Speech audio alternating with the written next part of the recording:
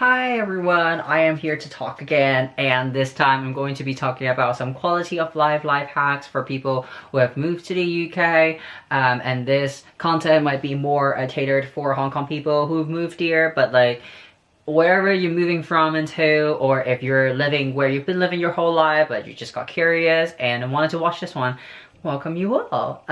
So for a bit of context, I moved here from Hong Kong for around 2 years ago. I know my accent, but like I've lived in Hong Kong almost all my life. I did go on an exchange program, and yeah, I've lived here for 2 years and I'm having an overwhelmingly positive experience. I am much happier here than I was back home, and I feel like a huge reason is because that like there is a amazing huge queer scene in Northern England right now, and I'm not talking about cis gay man scene, that is Brighton. I'm talking about like trans scenes, T4T scenes, and lesbian scenes, and it's amazing, and it's something that I've been craving for, looking for my whole life. But this would also mean that I found my community in the UK very early on, so it really helped with my experience with settling down. But I also want to say that my process has been difficult, and I don't think I have it in me to uproot myself to do this again in the next 5 to 20 years. And I think I want to settle down here, and I would like to say that the first half a year of experience, I had a lot of extreme loneliness and winter depression because I was underprepared. I didn't have a job, didn't have friends, didn't have family, didn't even have a house here when I moved here. It was difficult, and it's still difficult. But I think the city and I are a match, and I am truly happy. So let's get into some of the life hacks that made it all better. But before we get into that, I just want to add that I am having the privilege of having financial support from my family. So I can focus on settling down instead of having like very urgent and dire financial concerns. I'm aware this is a privilege. I'm in the process of getting financially independent, so that's something to keep in mind. I probably don't have a lot of advice on how to land on an amazing full-time job because I'm also looking for it. I can tell you how to be happy in the process and how to save money when you're not there yet, and I can talk about some like job hunting experiences and maybe rant about how difficult and dehumanizing it is to find a job here, but yeah, just a disclaimer. So let's get into the advice. I have put them into 5 different chapters. The first one is the big thing, finding the right place, the right city for you, and then settling down and living a life, and then making friends and dating, and then surviving winter, and then in regards to homesickness and staying connected with Hong Kong culture. So yeah, the big thing is, I think it is worth talking to people who have had like experiences living in the city and in a more like town or rural area, because I feel like the experience is quite different. I do hear people saying that UK is boring and it's lonely, and I don't share that experience. I go skateboarding and roller skating and go partying, and then I go play board games and TTRPGs, and I go on dating, and there's just so much to do because I am in a city center. So I have a lot of good things to say about it, but I don't have experiences living in towns and such, so I think it's worth talking to people who have those experiences and see which one is right for you. And yeah, some potential good things about like rural areas or towns would be that it's quieter and it might have a more tightly knitted community. But I did hear that some of them would be quite racist or conservative, so that's something to keep in mind.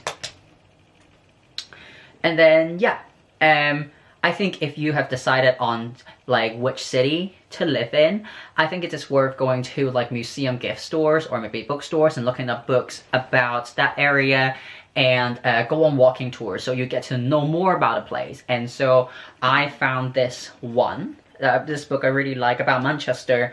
I found it at Victoria Baths, and then it's nice to read it, and then when you pass by stuff and you're like, oh, I walked past Arndale, I know there was a bomb as a protest, and then there were casualties in the 80s you know, and people died there, and it's nice to walk past there and know some history. And you go to Battlefield Loop and was like, oh, there used to be train tracks, but then we dug it up and now it's for biking and people forage there. It's nice to have context. It helps ground you, if that makes sense.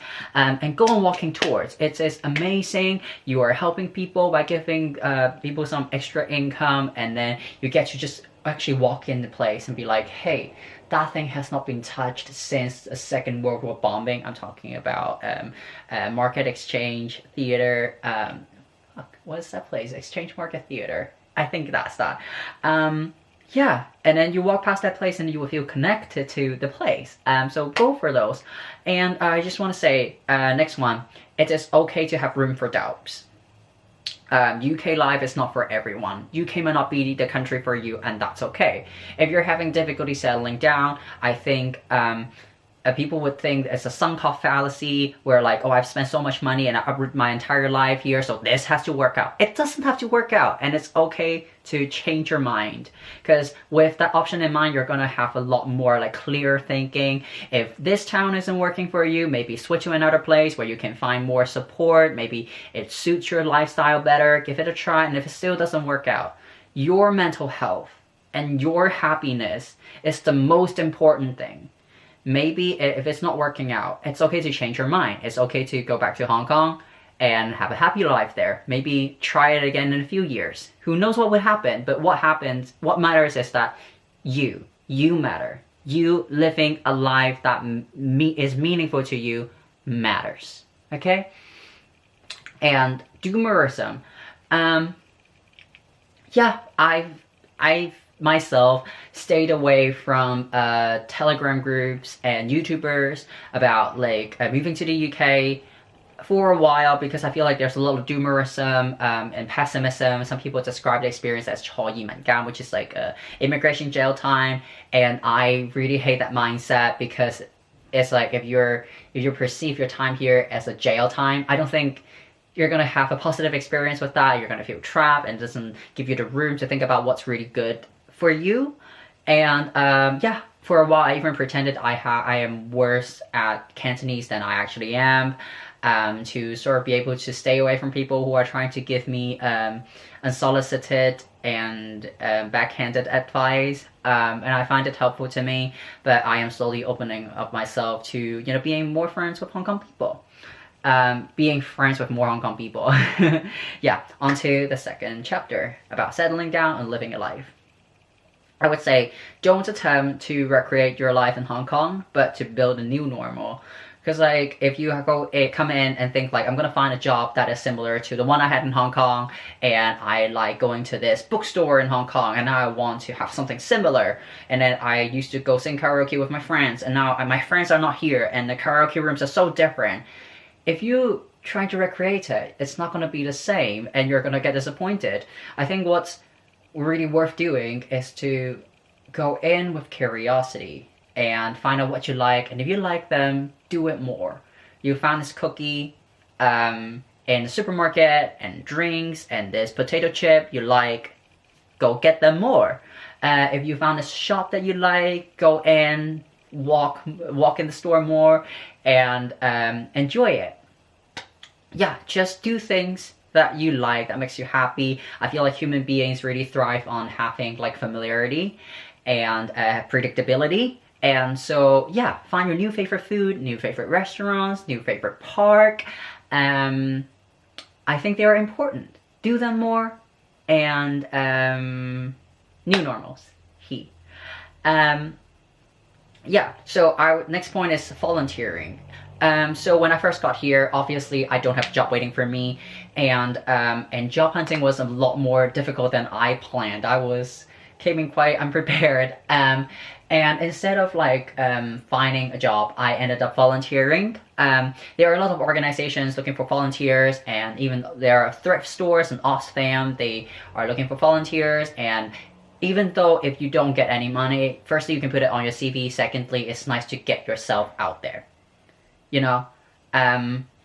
you have to take buses, you have to go and walk and get used to the weather. You get to use more English, you get to learn the local colloquialism, you get to make friends. And I would say the customer service expectations, or like the customer service experience in Hong Kong is so different from the UK. And that is a good place to sort of learn and familiarize yourself and socialize. I would recommend, if you don't already have a job lined up for you, go volunteering. Yeah, and go. And the next point is like learn how to cook and find out where the Asian stores are so you have more options to more ingredients. I think there is this thing people talk about where like, oh, I have friends who go on an exchange or go to the UK and suddenly they become like Chusan. They become so incredibly good at cooking.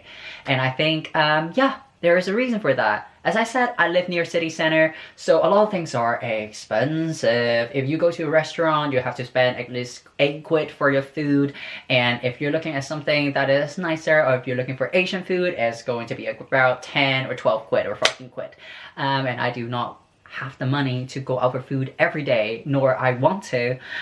So yeah, find out a few dishes that you like and that are easy to cook. And yeah, do that and find Asian stores so you have more ingredients that you're familiar with. It's a life-saving skill and I find it very meditating. I find it a way for me to exercise my creativity as well. So it is a very good hobby and habit to have. And I would say that by settling here, having friends are so important. And I'm gonna get more into it in the next chapter. And yeah. And I would say there is a huge thrifting culture in in the UK. There's a lot of Oxfam and Heart Foundation, but please don't go to Salvation Army because they are queerphobic and problematic, and they give funding to... I don't want to speak with that information here, but they are queerphobic. Please stay away from them and do not support their work. And yeah, there's a lot of thrifting culture, so go and maybe find some like furnitures that you like and stuff that you like. And I find it really nice to go to thrift stores because in Hong Kong there's a lot of things happening. There are so many things to buy and so many little like gazai po and stuff to look at. But in the UK sometimes things could get a bit homogenous, maybe a bit, I don't know. Basically, the kind of dopamine that I get from walking down the street in Hong Kong, I found them in thrifting stores because it's not a large corporate algorithm of what's going to be there. It's just whatever people donate, and I find it fun to walk in. So yeah, go decorate yourself, decorate your place, be happy. Finding work, I think I can make an entire new video about that, but I think just be more open to manual work. Ooh, stop focusing. Be more open to manual work and explore different career options. It doesn't have to be office work. Maybe you need a bit of like build up a bit more physical strength to do maybe catering and stuff and hospitality, but you can get there. I have chronic fatigue and I would say I still struggle a bit with it, but your strength would come maybe around 2 months in, so you can get there if you decide to pursue that path. You got this. I believe in you. Yeah, and keep networking, keep talking, because I feel like networking is such an important process in finding new jobs. Yeah, keep going out there and talk to people. Why is it not focusing on me? But yes, I forgot this point for chapter 1, which is have a hobby. It is important because when I first got here, I got into Dungeons and Dragons because like someone on dating app got me into it, and then anyways, yeah. I remember doing character design and map design and story design, and I have Hong Kong friends coming up to me and be like, oh, and you're gonna sell them, right? And then you're gonna host a game and maybe charge them so you can make money. And I'm like, no, I'm just doing them for fun. And it's just a really surreal experience that I could just do things because they make me happy. And the work-life balance in the UK, I would say, is a lot better than Hong Kong. You have the time now. Just do things because it makes you happy. It doesn't have to be high GE anymore. It doesn't have to make money. It doesn't have to add to your CV. Just do things for fun. And it's because it's important to your mental health. Okay, now we're actually moving on to the topic of making friends and dating. Yeah, I would say go out. go out and not just, I mean, it's so obscure when it's like, no, I can go out, but what is there to do? I would suggest 2 websites, Eventbrite and Meetup. I live in the city again, so there is a lot to do. On Eventbrite, it's more like ticketed events such as like shows, talk shows, or performances, and what else? Maybe a kilo sale? Like it's like a secondhand sale, but instead of judging it by item, you just get a bag and then they measure it by weight instead of the kind of item that you choose, and it's very fun. So there's different kinds of stuff to do on Eventbrite. It gets you more familiar with the city and walking tours. Walking tours on Eventbrite. And then there's Meetup. Meetup is more about like community based, where it's like there are different groups, and then there are like maybe biking groups, hiking groups, board game groups, mental health support groups, women's rights groups. What else? Dungeons and Dragons, that kind of stuff. And it's nice to keep going. You don't have to like, if you go in thinking, I'm gonna make friends, it's gonna be a disappointing experience. Just keep on going there, doing things that you love, and people with similar frequencies would attract. And then you eventually would find people that match your energy, and that's when you can build a friendship. Just go in, enjoy yourself. It's important to keep doing things, you know? And yeah. But on top of that, next advice I have is so important and changed my fucking life. Is to have a regular hangout. I had this experience around like a year in after moving here when I called up a friend in London, and I was like, I am losing it. I was having a breakdown. I was like, I am so lonely. I cannot do this anymore. I'm so lonely. I keep going out to parties. I know I need friends, and I keep going out to parties, but it's not always that I can find people to actually click with, and I just don't know what to do. I don't know what I'm doing wrong. And then my friend was like, hey, instead of going to parties, you can go parties, but like, you need friends. You need a low energy hangout, and it's weekly with friends that you regularly see. And I was like, okay, I can do D&D, and they were like, no D&D. You just do low energy stuff such as cooking, eating, and watching movies. And I was like, oh, okay, I'm gonna give it a try. And I gave it a try. I did find my friend on a dating app, but you don't have to. Go to social clubs and meet friends, find a Hong Kong friend, and do regular hangout, and it genuinely changed my life. It changed my brain chemistry, it changed how I view friendship. I 20 out of 10 recommend it. It's something regular to look forward to, and it's just low effort, good fun. I recommend it. Yeah. Making friends, yeah, find your Hong Kong community. There's a lot of like social groups, support groups for Hong Kong people, yeah, it's important to find friends with similar backgrounds. I have had like seen, you know, I was on Threads and someone was like, this is such an isolating experience, I just want to go back to Hong Kong. I was like, do you have people you can relate to? And they were like, no. And I was like, maybe before you go back, move to another city with more Hong Kong people that you can relate to. Maybe try from there, but if you want to go back, it's fine. You know, it's just so important to find, if having a Hong Kong friend and community is important to you, maybe look into bigger cities where there's more Hong Kong population. You got this. And you don't have to got this. And yeah, and this next few points are more psychological. It's okay to not get on with everyone. Yeah, it's something that I really didn't know that I was trying when I was like working. I have a part-time job. I was trying so hard to fit into my coworkers, and then it didn't work out for a long time until a year in, and I finally can hang out with them, drink with them, and I feel fine. But then it took me a while to get there, and that's okay. You don't have to be friends with everyone. Just like when you were in Hong Kong, sometimes you look at a person and you're like, I don't vibe with this motherfucker. I don't want to be friends with them. And that's okay. And that is okay. And the same goes here. And you're like, no, I don't have to be. You don't have to. You don't have to. If someone doesn't vibe with you, you can just be like, hey, hi, it's nice meeting you. I'm gonna have to get going now. Just meet the next person and hang out with them. And yeah, eventually you're gonna be able to find people that you actually vibe with and stick with them. Yeah.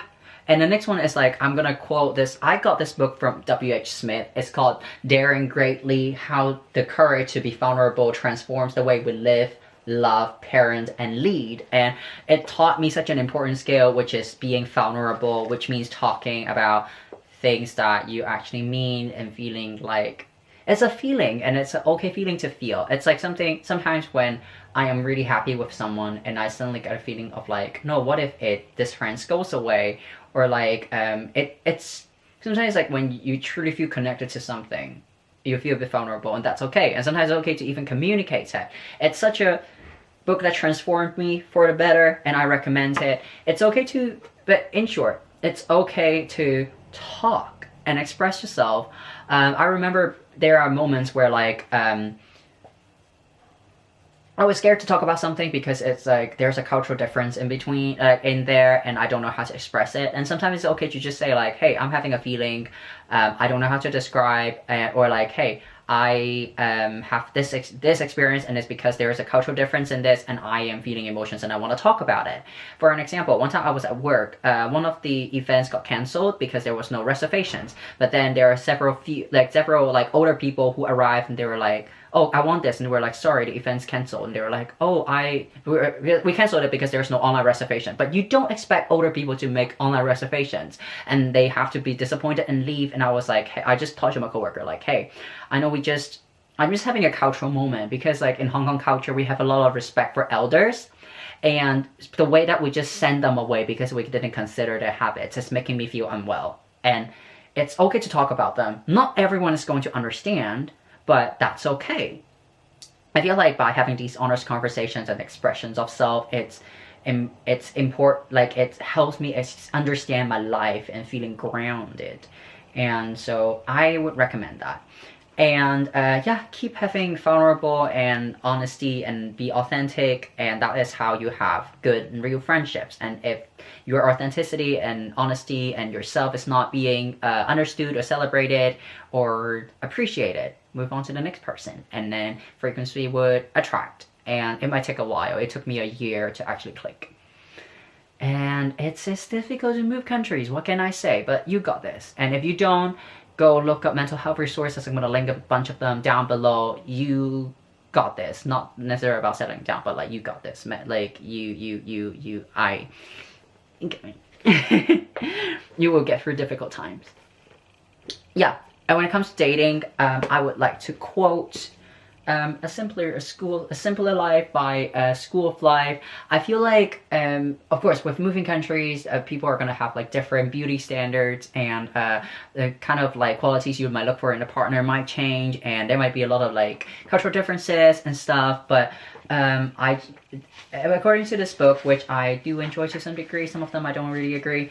Yeah, but the qualities you really should be looking from a partner is kindness, and have a shared vulnerability, which is a theme that I talked about in this book, and I genuinely really recommend it. And understanding.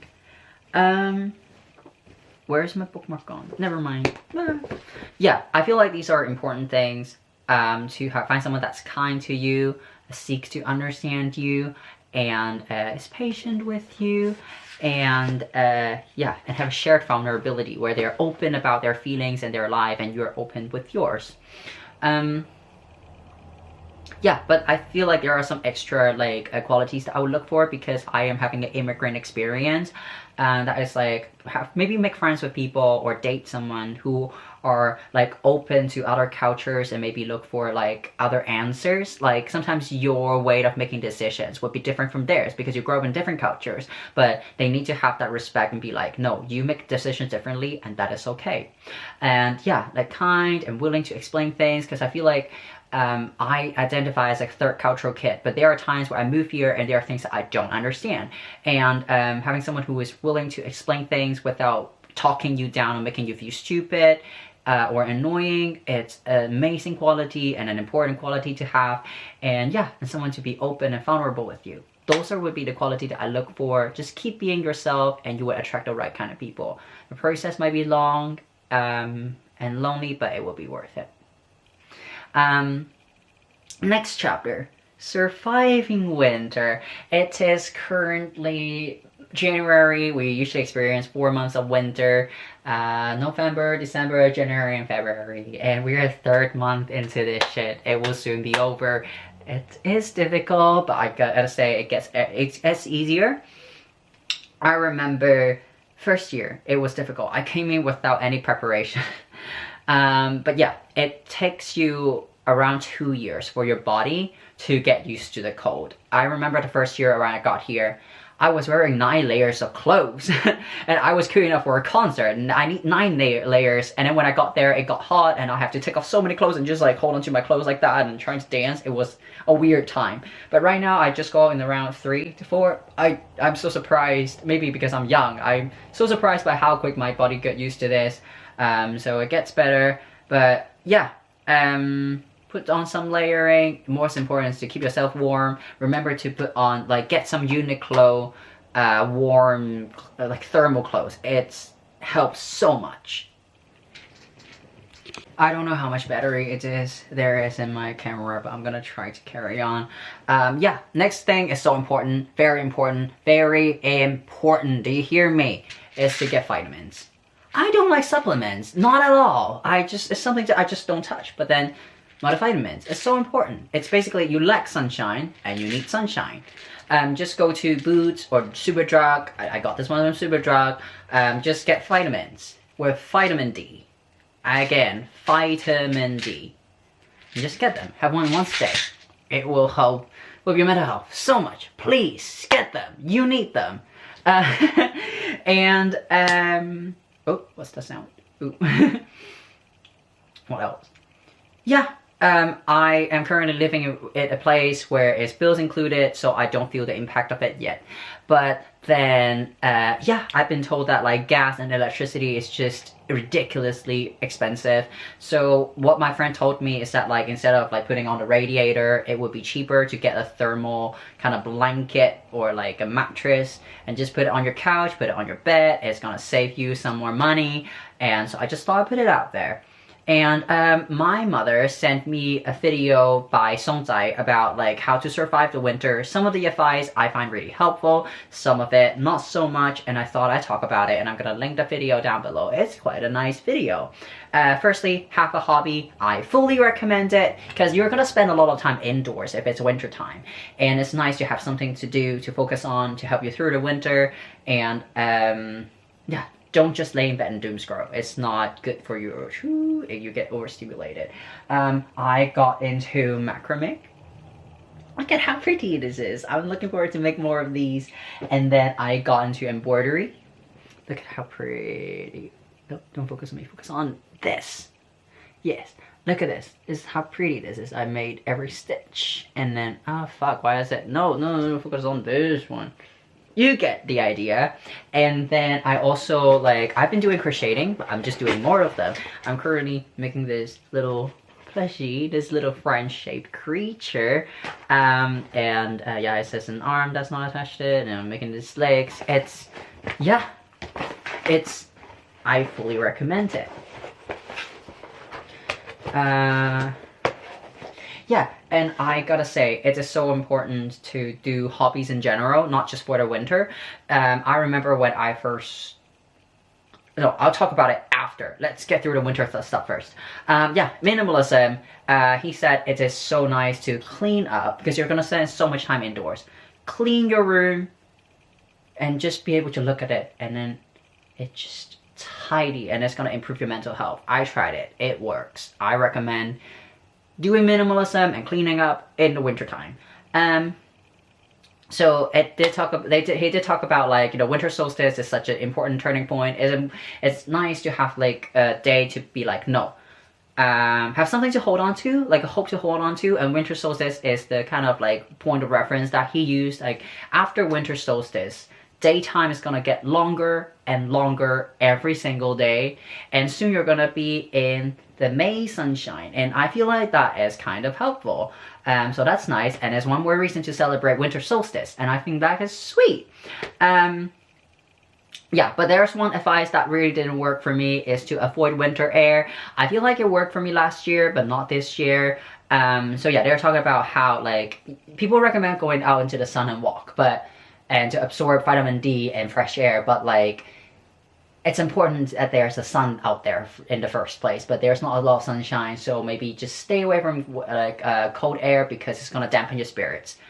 I got it. I felt it last year. It was really dampening my spirit, but this year it made me like that video that made me a bit sort of like afraid of the outside. Especially I had to take half a month of like off work just to like work on my health, and I got stuck indoors and just didn't go out, and then I became a bit afraid of outside, but then I was like, no, I'm going crazy, I need to go out. And I was like, you know what, the cold wasn't so bad. It wasn't so bad. Maybe I'm just really young and I got used to the cold. And yeah, I personally, that one didn't work for me. I still want to go out for walks, and I don't want to think like, oh, the outside air is bad. It made me afraid of the outside, and I don't like that. But good video, I'm gonna link it down below. Yeah, I think, and then I'm gonna move on to the last chapter on homesickness and Hong Kong culture. Wow, my camera still hasn't died. This is impressive. I feel like I'm gonna jinx it. Yeah, last point, homesickness and Hong Kong culture.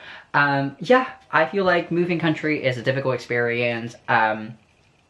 And so some ways to stay connected is to firstly have an archive of Cantonese stuff that you enjoy, maybe have a few albums that you really like, and maybe have like a playlist on Spotify of all your favorite Cantonese songs, your Cantonese songs essentials, and have an archive of like Cantonese books that are important to you. I can do a book haul another time, and yeah, maybe have your favorite shows downloaded, and so you can have access to like shows that you enjoy, and that is so important in helping with homesickness. I have recently got online and watched T Bo.